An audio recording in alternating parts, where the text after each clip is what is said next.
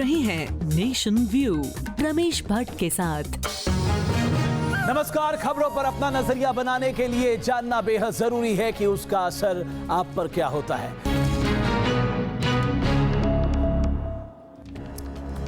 तो चुनावी मौसम है, इसलिए वादों की भरमार है। कुछ पुराने वादे नए कलेवर में हैं और कुछ नई ऊंचाइयां छूने का ऐलान है। पंजाब विधानसभा चुनाव के अकाली दल ने अपने घोषणा पत्र में जारी कर दिया है और इस घोषणा पत्र पर एक से बढ़कर एक वादे किए गए हैं, तो मुफ्त की भरमार भी कही गई है। आप बस गिनते जाइए।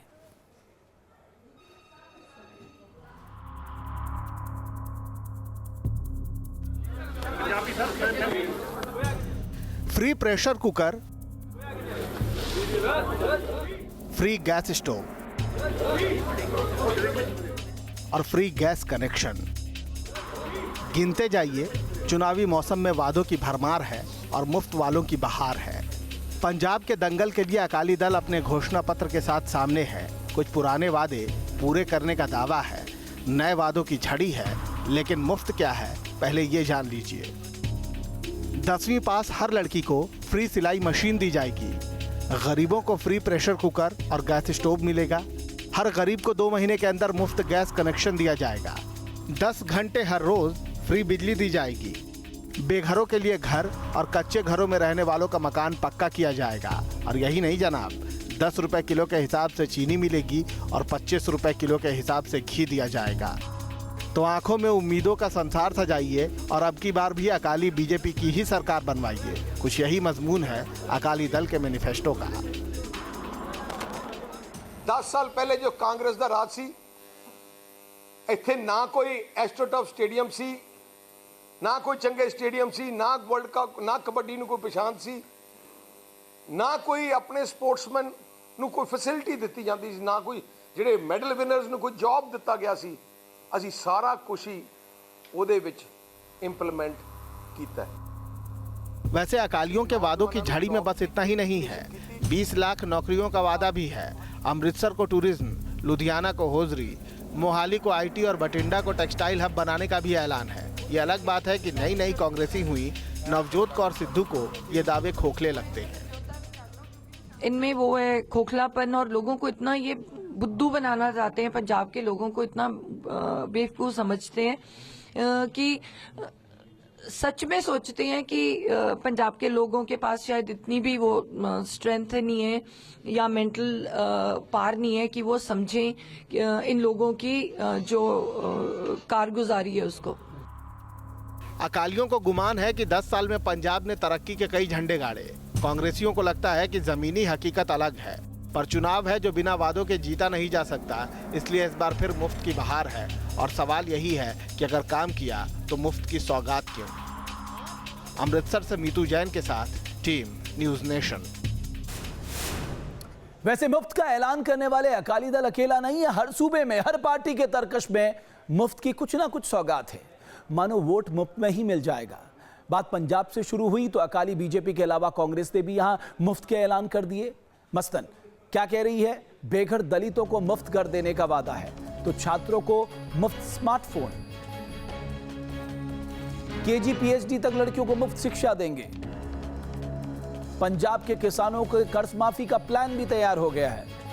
हर युवक को 2500 रुपए की छात्रवृत्ति। और आइए अब जरा उत्तर प्रदेश में अखिलेश यादव ने क्या चुनावी वादा किया वो भी सुन लें। गरीब महिलाओं को प्रेशर कुकर, यानी महिलाएं तब वोट दें क्योंकि उनको प्रेशर कुकर देंगे। प्राथमिक स्कूल के छात्रों को मुफ्त 1 किलो घी मिलेगा। 1 लीटर दूध पाउडर भी दिया जाएगा गरीब बच्चों को। छात्रों को स्मार्टफोन देने का काम जारी रहेगा। लैपटॉप, कन्याधन जैसी योजनाओं को मजबूती से लागू किया जाएगा। गरीबों को मुफ्त चावल, गेहूं दिया जाएगा। रोडवेज में महिलाओं को किराए में आधी छूट मिलेगी। और इस लोक लुभावन वादों में केजरीवाल भी पीछे नहीं है। दिल्ली की तर्ज पर वो हर परिवार को 20,000 लीटर मुफ्त पानी देने की बात कर रहे हैं। घरेलू बिजली का बिल आधा, मोहल्ला क्लिनिक शुरू करने का उनका वादा है। गोवा को मुफ्त वाईफाई जोन बनाने का दावा है। हालांकि दिल्ली को भी वाईफाई जोन बनाने वाले थे, अब इस पे क्या हुआ किसी को नहीं मालूम। तो आप सोचिए, जो राज्य हजारों करोड़ के कर्जे पे चल रहे हैं, वहां के राजनीतिक दल बिना फाइनेंशियल वायबिलिटी बताए हुए लोगों को वादा कर रहे हैं हम आपको फ्री देंगे। किसी ने यह कहा किसानों के कर्ज माफी के बजाय हम उनको इतना पैसा उनकी उपज का देंगे कि उन्हें अपना कर्ज बैंक को चुकाने का मौका मिल जाए। ऐसा कोई नहीं कहता। रोजगार इस देश के लिए एक बड़ी समस्या है, उस पर कोई बात करना नहीं चाहता। सबको लगता है जनता बैठी हुई है, जनता भीख नहीं अपना हक चाहती है। और जिस दिन ये राजनेताओं को समझ में आ गया उस दिन की तस्वीर बदल जाएगी। यूपी में कांग्रेस और समाजवादी पार्टी का गठबंधन हुआ तो प्रियंका गांधी का मुख्य रोल सामने आ गया। लेकिन अब चुनाव के दौरान प्रियंका गांधी रैलियां करते हुए भी नजर आएंगी, क्योंकि कांग्रेस की स्टार प्रचारकों की लिस्ट में पहली बार प्रियंका गांधी का नाम शुमार किया गया है। तो दूसरी तरफ समाजवादी पार्टी के स्टार प्रचारकों की लिस्ट से अखिलेश के चाचा शिवपाल नदारद हैं। कांग्रेस पार्टी ने यूपी के चुनाव से पहले कांग्रेस ने खेला सबसे बड़ा दांव। कर्जा माफी, अब चुनाव में वोट मांगते हुए नजर आएंगी प्रियंका गांधी। देश की सक्रिय सियासत में प्रियंका गांधी की एंट्री हो चुकी है। ये कहना शायद अब गलत नहीं होगा, क्योंकि प्रियंका ने पहले तो समाजवादी पार्टी और कांग्रेस के बीच गठबंधन के गणित को सुलझाया, और अब तो कांग्रेस के लिए प्रियंका कई रैलियां भी करने वाली हैं। ये पहली बार है कि कांग्रेस ने अपने स्टार प्रचारकों की लिस्ट में राहुल और सोनिया के अलावा प्रियंका गांधी का नाम भी शामिल किया है, जिसके बाद साफ हो गया है कि अब न केवल प्रियंका गांधी अमेठी और रायबरेली के दायरे से बाहर निकलेंगी, बल्कि धुआंधार रैलियां भी करेंगी।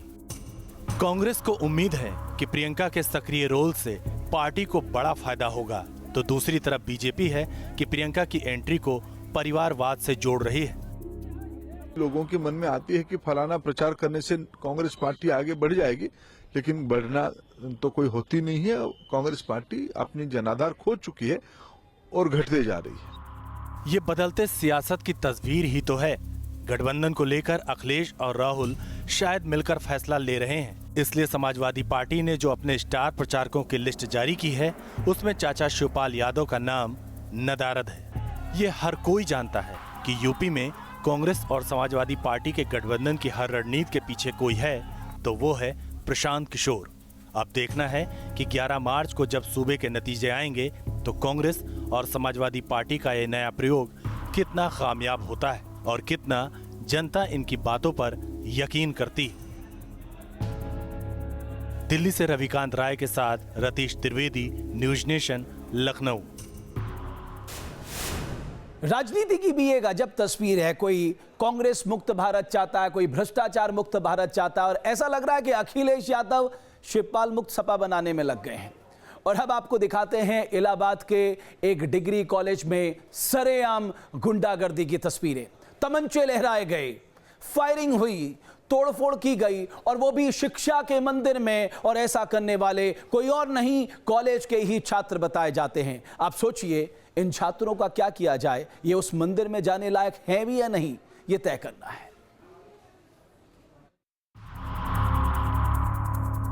सरेआम लहराए जा रहे हैं तमंचे, खुलेआम हो रही है फायरिंग।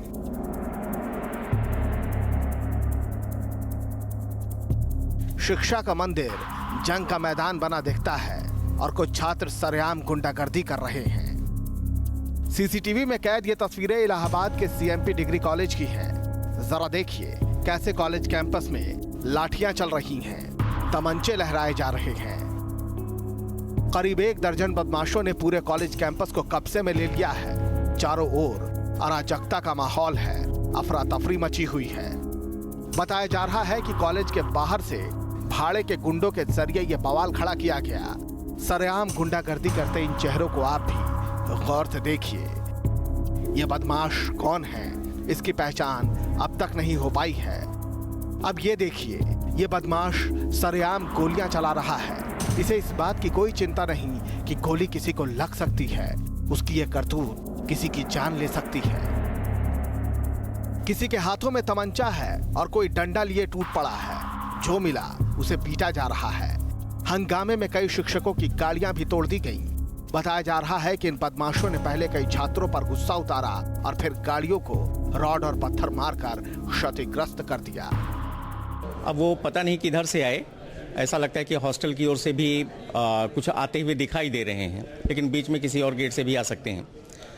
और उन्होंने कुछ बम 2-3 चलाए। ऐसे ही 1-2 लड़कों के हाथ में पिस्तौल थी और उन्होंने गोलियां चलाईं। उससे एक भगदड़ मची। कुछ के हाथ में लाठी थी, उन्होंने कार के शीशे तोड़े हैं, कार के ऊपर लाठियां चलाईं। ये घटना घटी। बताया जा रहा है कि रविवार को कॉलेज कैंपस में कार्यक्रम था जिसमें एक छात्र का कॉलेज के कुछ लोगों से विवाद हो गया। मामला उस वक्त तो शांत हो गया, लेकिन फिर उसने बाहर से अपने दोस्तों को बुलाकर हंगामा मचा दिया। बदमाश काफी देर तक इसी तरह कॉलेज में मारपीट करते रहे। पुलिस को इसकी खबर दी गई, लेकिन जब तक वो पहुंची, हंगामा करने वाले फरार हो चुके थे। अब पुलिस सीसीटीवी की तस्वीरों के सहारे बदमाशों को ढूंढने में जुटी है। इलाहाबाद से पंकज श्रीवास्तव के साथ टीम न्यूज नेशन। और एक सवाल प्रशासन से, ये छात्र तो हो नहीं सकते, ये गुंडे ही हो सकते हैं जो सरेआम विद्या के मंदिर पे तमंचे लटका रहे हैं। लेकिन सवाल ये है इनके खिलाफ कार्रवाई क्या होगी। और अब खबर छत्तीसगढ़ से। छत्तीसगढ़ के कांकेर में विधायक जी डीएम पर खफा हो गए। जन समस्या निवारण शिविर में उन्होंने डीएम को खूब खरी खोटी सुनाई। विधायक जी नाराज थे कि डीएम उनका फोन तक नहीं उठाती, और फिर जो गुस्सा फूटा तो वहां बैठे लोगों भी सख्ते में आ गए। जरा आप भी देखिए विधायक साहब की नाराजगी।